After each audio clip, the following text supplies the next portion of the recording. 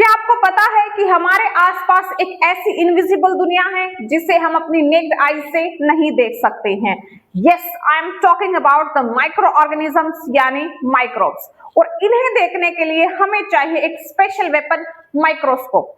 ये छोटे छोटे माइक्रोब्स हर जगह प्रेजेंट होते हैं, हवा, पानी और यहाँ तक कि हमारे खाने में भी प्रेजेंट होते हैं। इनमें से कुछ माइक्रोब्स हमारे अच्छे दोस्त होते हैं, जैसे दही बनाने वाले बैक्टीरिया। वहीं कुछ हमारे दुश्मन होते हैं, जैसे बीमारियां फैलाने वाले बैक्टीरिया। तो रेडी हो जाइए इस माइक्रोस्कोपिक वर्ल्ड की वंडरफुल लाइफ को एक्सप्लोर करने के लिए, because this chapter is very important for all the competitive exams.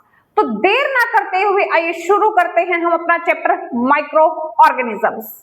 Micro organisms chapter में पढ़ते हुए सबसे पहले हम बात करेंगे माइक्रो ऑर्गेनिजम्स यानी सूक्ष्मदर्शी जीवों के बारे में।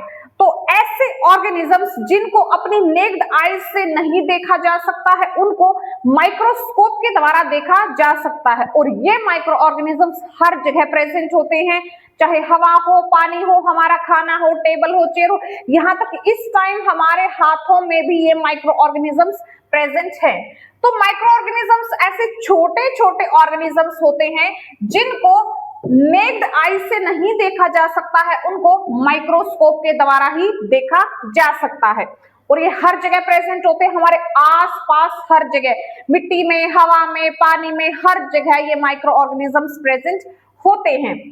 और इन माइक्रो ऑर्गेनिजम्स को मेनली 5 कैटेगरीज में डिवाइड किया गया है, जैसे बैक्टीरिया, फंगी, एल्गी, प्रोटोजोआ और वायरसेस।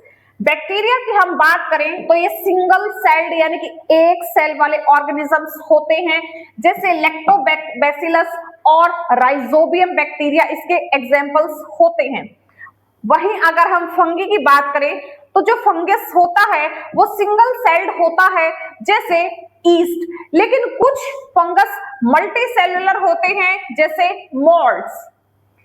एल्गी की अगर हम बात करें तो एल्गी मोस्टली पानी में पाई जाती है, यानी कि जो पानी के ऊपर काई लगती है उसी को एल्गी बोला जाता है। ये सिंगल सेल्ड भी और मल्टी सेलुलर भी हो सकती हैं। अगर बात करें प्रोटोजोआ की तो प्रोटोजोआ सिंगल सेल्ड यानी एक सेल वाला एनिमल होता है, जैसे अमीबा, पैरामीशियम। वायरसेस की बात करें तो वायरसेस ना तो लिविंग होते हैं ना तो नॉन लिविंग होते हैं, वो ए लिविंग होते हैं। यानी कि ऐसे ऑर्गेनिजम्स जो अगर बाहर कहीं एनवायरमेंट में पड़े हैं तो वो नॉन लिविंग होते हैं, लेकिन जैसे ही किसी लिविंग ऑर्गेनिज्म की बॉडी में पहुंच जाते हैं तो वो लिविंग हो जाते हैं, यानी कि किसी होस्ट सेल के सपोर्ट पे ही वो रह पाते हैं, जैसे corona virus. Micro organisms microscopic होते हैं, यानी सिर्फ माइक्रोस्कोप से उन्हें देखा जा सकता है, वो बहुत साइज में बहुत ही छोटे होते हैं।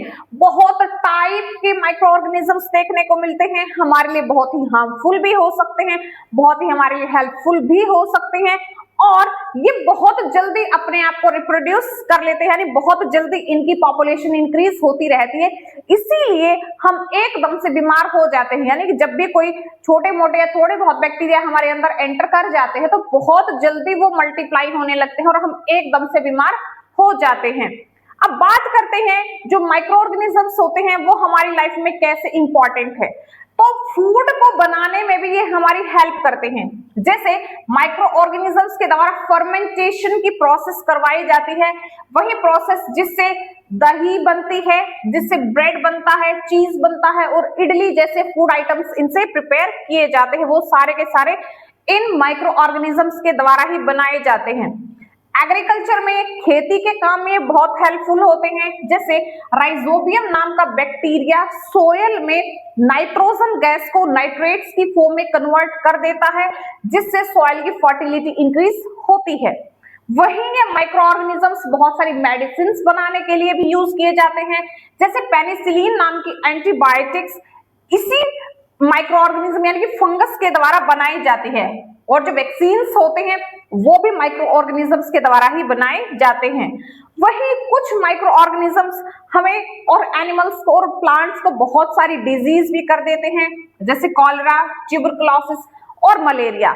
ऐसे ही जैसे एक सिक्के के दो पहलू होते हैं, माइक्रो ऑर्गेनिजम्स सेम हमारी लाइफ में रोल प्ले करते हैं। बहुत सारे माइक्रो ऑर्गेनिजम्स हेल्पफुल होते हैं और बहुत सारे हार्मफुल भी होते हैं।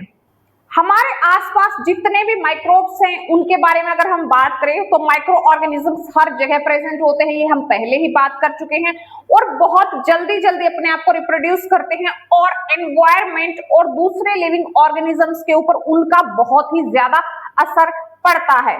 और ये माइक्रोब्स हमारे लिए बेनिफिशियल भी और हार्मफुल भी दोनों ही हो सकते हैं। और अगर हम उनके फायदे की बात करें तो जैसे हम बात पहले ही कर चुके हैं कि बहुत सारे फूड आइटम्स को प्रिपेयर करने में ये हेल्प करते हैं, जैसे लैक्टोबैसिलस नाम का बैक्टीरिया मिल्क से कर्ड बनाने में हेल्प करता है और दूसरे डेयरी प्रोडक्ट्स में भी ये हेल्प करता है। ईस्ट यानी कि जो फंगस होता है वो ब्रेड, चीज, पेस्ट्रीज बनाने में हेल्प करता है, यहां से क्वेश्चन आ सकता है। लैक्टोबैसिलस से क्वेश्चन आ सकता है। अल्कोहल बनाने में जैसे ईस्ट नाम का जो फंगस होता है वो क्या करता है, अल्कोहल और वाइन बनाने में हेल्प करता है फर्मेंटेशन की प्रोसेस के द्वारा। वहीं पे कुछ मेडिसिन जैसे एंटीबायोटिक्स बैक्टीरिया और फंगी के द्वारा बनाए जाते हैं। For example streptomycin, tetracycline and erythromycin नाम की जो मेडिसिन होती है इन ही माइक्रो ऑर्गेनिजम्स की हेल्प से बनाई जाती है। अलेक्जेंडर फ्लेमिंग ने 1929 में जो फर्स्ट एंटीबायोटिक पेनिसिलिन बनाई थी वो इन्हीं माइक्रो ऑर्गेनिजम्स की हेल्प से बनाई थी। वहीं हम बात करें जो वैक्सीन्स होते हैं, जो इंजेक्शंस होते हैं, वो इन्हीं माइक्रो ऑर्गेनिजम्स की हेल्प से बनाए जाते हैं। और वहीं पर ये माइक्रो ऑर्गेनिजम्स बहुत ही हार्मफुल भी हो सकते हैं क्योंकि इनकी वजह से कई बीमारियां हो जाती हैं। जैसे कुछ माइक्रोब्स ह्यूमंस में, एनिमल्स में और प्लांट्स में बीमारियां फैला देते हैं, जैसे बैक्टीरिया की वजह से ट्यूबरकुलोसिस यानी टीबी की बीमारी हो जाती है, बैक्टीरिया की वजह से कॉलरा नाम की बीमारी, प्रोटोजोआ से मलेरिया और फंगस से रिंगवॉर्म डिजीज हो जाती हैं। इनसे खाना भी खराब हो जाता है, जैसे रखा हुआ खाना खराब हो जाता है तो माइक्रो ऑर्गेनिजम्स की वजह से ही खराब होता है। इनसे प्लांट्स को भी बहुत नुकसान होता है क्योंकि इनकी वजह से पौधे खराब हो जाते हैं और फसलें पूरी की पूरी तबाह हो जाती हैं। इनकी वजह से बहुत ज्यादा टॉक्सिन्स प्रोड्यूस होते हैं। कई बार ये माइक्रो ऑर्गेनिजम्स खाने के साथ मिलकर या किसी और तरीके से जहर वाले चीजें भी बना देते हैं जो बहुत ही हार्मफुल हो जाती हैं। कई बार इनसे खाना खराब हो जाता है और बाय चांस उस खाने को खा लिया जाए तो फूड पॉइजनिंग से कई बार बहुत ज्यादा नुकसान हो सकता है। और वैक्सीन्स माइक्रो ऑर्गेनिजम्स की हेल्प से ही बनाए जाते हैं और वही वैक्सीन्स जो हमें बीमारियों से बचाने के काम में आते हैं और उन वैक्सीन्स में माइक्रो ऑर्गेनिजम्स ही होते हैं। जैसे बीसीजी वैक्सीन क्या होता है कि वो वैक्सीन कुछ जिंदा या बहुत कमजोर हो चुके पैथोजेंस यानी माइक्रो ऑर्गेनिज्म से बनाया जाता है। वहीं पर डीपीटी नाम का वैक्सीन भी जो डिप्थीरिया, पर्टोसिस और टेटनस जैसी बीमारियों को रोकने के लिए बनाया जाता है वो भी माइक्रो ऑर्गेनिजम्स से ही बनाया जाता है। पोलियो वायरस यानी जो पोलियो की ड्रॉप्स आपको पिलाई जाती है छोटे बच्चों को, वो भी एक वैक्सीन होता है और वो भी क्या होता है, माइक्रो ऑर्गेनिजम्स की हेल्प से बनाया जाता है। जैसे जो वैक्सीन्स होते हैं उसमें माइक्रो ऑर्गेनिजम्स होते हैं जो बहुत ही कमजोर हो चुके या डेड माइक्रो ऑर्गेनिजम्स होते हैं। जब वो हमारी बॉडी में एंटर करते हैं तो हमारी बॉडी में उनके प्रति लड़ने की पावर डेवलप होने लगती है, एंटीबॉडीज डेवलप हो जाती है। तो ऐसे ही एडवर्ड जेनर ने 1798 में स्मॉल पॉक्स के लिए पहला वैक्सीन डिस्कवर किया था। एग्रीकल्चर की बात करें तो राइजोबियम साइनोबैक्टीरिया नाम का जो बैक्टीरिया होता है वो सॉयल की फर्टिलिटी को इंक्रीज करने के लिए नाइट्रोजन को नाइट्रेट्स की फॉर्म में चेंज कर देता है, क्योंकि जो प्लांट्स होते हैं वो डायरेक्टली नाइट्रोजन गैस को यूज नहीं कर सकते हैं, वो नाइट्रोजन को नाइट्रेट्स की फॉर्म में यूज करते हैं और ये बैक्टीरिया उसको चेंज कर देता है। जो ये राइजोबियम बैक्टीरिया होता है ये लेग्यूमिनस प्लांट्स जैसे दाल वाले पौधे होते हैं उनके साथ मिलके सिम्बायोटिक रिलेशनशिप में रहता है, यानी दोनों मिलके रहते हैं। वो राइजोबियम साइनोबैक्टीरिया और लेग्यूमिनस प्लांट्स ये दोनों मिलके एक दूसरे की हेल्प करते हैं और नाइट्रोजन फिक्सेशन में हेल्प करते हैं। एनवायरमेंट की बात अगर हम करें तो इन माइक्रो ऑर्गेनिजम्स को एनवायरमेंट क्लीनर्स भी बोला जाता है, डिकम्पोजर्स इनको बोला जा सकता है, क्योंकि बहुत बार बहुत सारा कूड़ा कचरा और बहुत सारी डेड बॉडीज बाहर पड़ी होती हैं जो इन माइक्रो ऑर्गेनिजम्स की वजह से डिकम्पोज हो पाती हैं। अगर ये ना होते तो एनवायरमेंट में बिल्कुल गंदगी ही गंदगी हो सकती थी। फर्मेंटेशन की प्रोसेस में भी ये यूज होते हैं, जैसे शुगर से अल्कोहल को बनाना, उसको फर्मेंटेशन बोला जाता है, उसमें भी ये माइक्रो ऑर्गेनिजम्स ही हेल्प करते हैं। लुईस पास्चर ने 1857 में फर्मेंटेशन की प्रोसेस को डेवलप किया था, डिस्कवर किया था। यहां से बहुत इंपॉर्टेंट क्वेश्चंस बन रहे हैं और ये सारे के सारे एग्जाम्स में आते हैं। अगर हम हार्मफुल माइक्रो ऑर्गेनिजम्स की बात करें तो हार्मफुल ऑर्गेनिजम्स हमारी बॉडी में, प्लांट्स में, दूसरे एनिमल्स में बहुत सारी बीमारियां फैला देते हैं और ऐसे ऑर्गेनिजम्स जो बीमारियां फैलाते हैं उनको पैथोजेंस बोला जाता है। तो अब आप ये पैथोजेंस वर्ड भी याद रखेंगे। ह्यूमंस में कौन कौन सी डिजीज होती हैं? अगर डिजीज की बात की जाए तो हम ह्यूमंस में दो टाइप की डिजीज होती हैं, कॉन्जेनिटल और एक्वायर्ड डिजीज। कॉन्जेनिटल डिजीज ऐसी डिजीज होती हैं जो जन्मजात होती हैं, यानी कि जन्म से ही किसी भी व्यक्ति को हो जाती हैं, और एक्वायर्ड डिजीज ऐसी डिजीज होती हैं जो जन्म के बाद किसी भी व्यक्ति को हो जाती हैं, यानी कि पेरेंट्स से बच्चे को वो ट्रांसफर नहीं हुई है, वो एनवायरमेंट की वजह से ही जन्म के बाद होती हैं। एक्वायर्ड डिजीज दो प्रकार की हो सकती हैं, कम्युनिकेबल और नॉन कम्युनिकेबल, यानी कि एक व्यक्ति से दूसरे व्यक्ति में फैलने वाली कम्युनिकेबल, और नॉन कम्युनिकेबल यानी कि एक व्यक्ति से दूसरे व्यक्ति में डायरेक्टली ना फैलने वाली। तो कम्युनिकेबल डिजीज ऐसी डिजीज होती हैं जो बैक्टीरिया, वायरस, प्रोटोजोआ और फंगी की वजह से होती हैं। ये जो कम्युनिकेबल डिजीज होती है ये भी दो प्रकार की हो सकती हैं, कॉन्टेजियस और नॉन कॉन्टेजियस।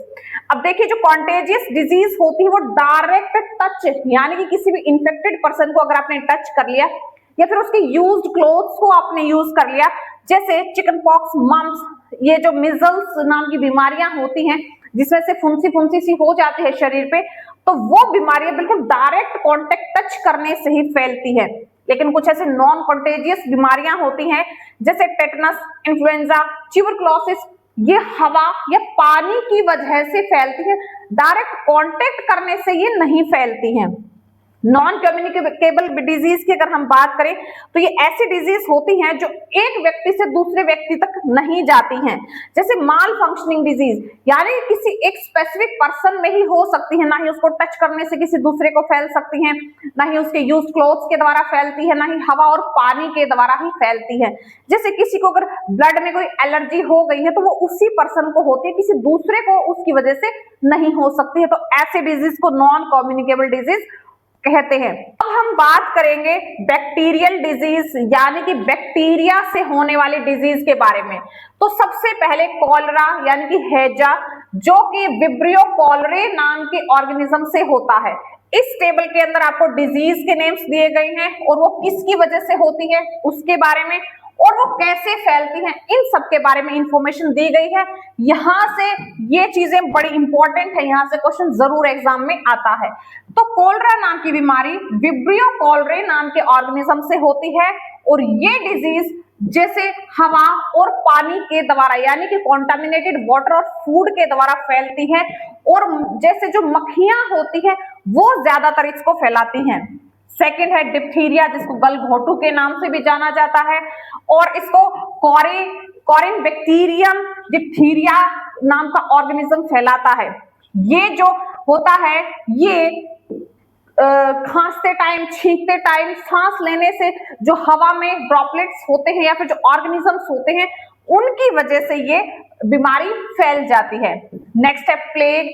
जो प्लेग नाम की बीमारी है वो बैसिलस पेस्टिस नाम के ऑर्गेनिज्म से फैलती है, और मोस्टली चूहों के कारण ये फैलती है। जब चूहे एक प्लेस से दूसरे प्लेस पे जाते हैं और प्लेग के जो पॉजिटिव ऑर्गेनिजम्स होते हैं उसको ट्रांसफर कर देते हैं, जिसकी वजह से ये बीमारी बहुत ज्यादा फैल जाती है।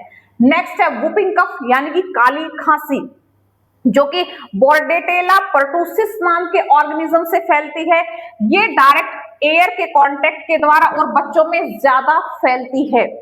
नेक्स्ट बात करें निमोनिया, जो स्ट्रेप्टोकोकस निमोनिये नाम के ऑर्गेनिज्म से फैलता है, और ये एयरबॉर्न डिजीज है जो डायरेक्टली हवा में सांस लेने के कारण, क्योंकि हवा में जो बहुत बार वाटर के ड्रॉपलेट्स होते हैं उसके द्वारा भी ये जो बीमारी फैल जाती है, और ये मेनली इसमें हाई फीवर यानी कि तेज बुखार चढ़ता है, और ये सांस लेने में दिक्कत होने लगती है इस निमोनिया नाम की बीमारी के कारण। तो तो देखिए हमेशा क्लीन वाटर और क्लीन एयर आसपास होनी चाहिए। जो इन्फेक्टेड पर्सन है उससे दूर ही रहना चाहिए अपने आप को बीमारियों से बचाने के लिए। नेक्स्ट अगर हम बात करें फंगल डिजीज के बारे में, यानी कि फंगस से होने वाली डिजीज के बारे में, तो सबसे पहले नाम आता है एथलीट्स फुट के बारे में, जो कि ट्राइकोफाइटन नाम के ऑर्गेनिज्म से होता है। और ये किस प्रकार से होता है, अगर कहीं पर भी उस बीमारी वाला फ्लोर है, फर्श है या फिर कुछ ऐसे मैट्स हैं जिसमें ये ऑर्गेनिज्म है, तो वहां पे चलने की वजह से ये बीमारी हो सकती है। बात करें रिंगवॉर्म यानी दाद की, तो ये माइक्रोस्पोरम ट्राइकोफाइटन नाम के ऑर्गेनिज्म से होता है और ये मेनली धूल और मॉइस्चर की वजह से हो सकता है। स्केबीज यानी खाज खुजली, जो कि एटेरस स्केबी नाम के ऑर्गेनिज्म से होता है और ये डायरेक्ट कांटेक्ट करने से, यानी किसी को अगर ये दाद खाज खुजली की बीमारी है और उसको आप टच कर लेते हैं तो आपको भी वो डिजीज ट्रांसफर हो सकती है। काला अजहर की बात करें तो जो लिशमेनिया डोनोवनी होता है ये सैंड फ्लाई की काटने के कारण हो जाता है। स्लीपिंग सिकनेस जो होता है वो ट्रिपेनोसोमा ब्रूसिकिन जैसे ऑर्गेनिज्म से होता है और ये सीसी फ्लाई के काटने से हो जाता है।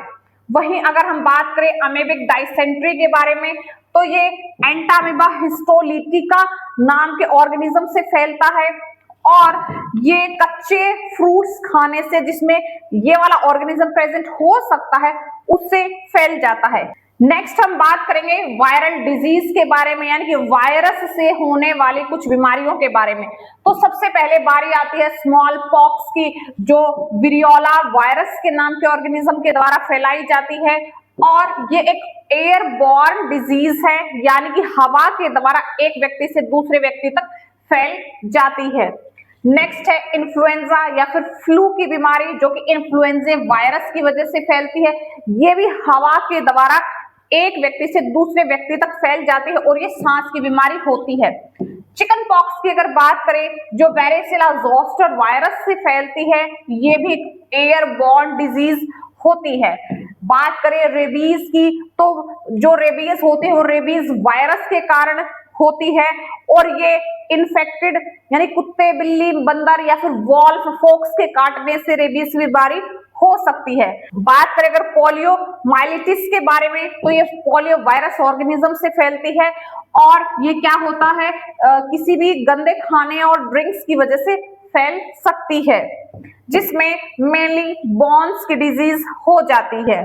तो रेबीज, चिकन पॉक्स, जो पोलियो होती है, सारी की सारी वायरल डिजीज होती है, यानी कि वायरस की वजह से होती है। तो इसलिए अपने आसपास हमेशा स्वच्छता का ध्यान रखना चाहिए। बहुत सारे इंसेक्ट्स और रोडेंट्स भी बीमारियां फैलाने का काम करते हैं। वही इंसेक्ट्स जो इस वर्ल्ड में सबसे ज्यादा पाए जाते हैं और वो भी डिजीज को एक प्लेस से दूसरे प्लेस पे ले जाने का, फैलाने का काम करते हैं और इन्हीं इंसेक्ट्स को वेक्टर्स बोला जाता है।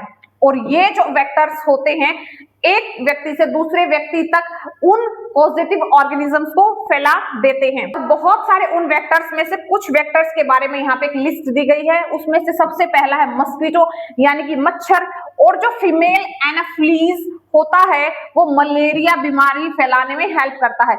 जो मेल एनाफ्लीज होता है वो इंसानों का खून नहीं चूसता है, जो फीमेल एनाफ्लीज होता है वही इंसानों से ब्लड लेता है और मलेरिया की बीमारी यही फीमेल एनाफ्लीज फैलाती है।